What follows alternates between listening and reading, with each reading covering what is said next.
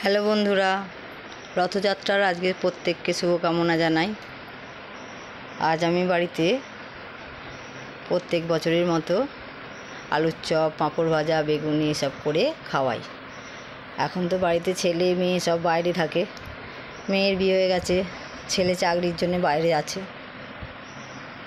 তাই আজকে মুড়ি আর আলুর চপ আর পাঁপড় ভাজা, বেগুনি করেছি।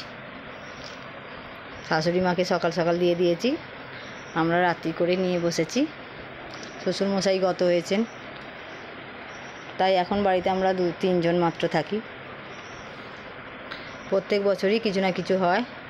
আজকে জিলিপি বাড়িতে নিয়ে আসেনে, বাইরে আর যাই না, রথেও দেখা হয় না, টিভিতেই রথ দেখি। জগন্নাথ দেবকে দর্শন করি। বাড়িতে রাধা গোবিন্দর পুজো হয় ছোট করে। তাই আজকে সকলকে শুভকামনা জানাই রথের। তোমরা সকলেই বাড়িতে কিছু না কিছু নিশ্চয়ই করেছো আমার মতো। আমরাও এবার খেতে বসবো। এরকম ছোটোখাটো কথা শেয়ার করার জন্যে তোমাদেরকে আমার দরকার হবে। প্লিজ আমার চ্যানেলটা সাবস্ক্রাইব করে দেবে। আমার চ্যানেল ভালো লাগলে একটা লাইক করে দেবে। ঠিক আছে।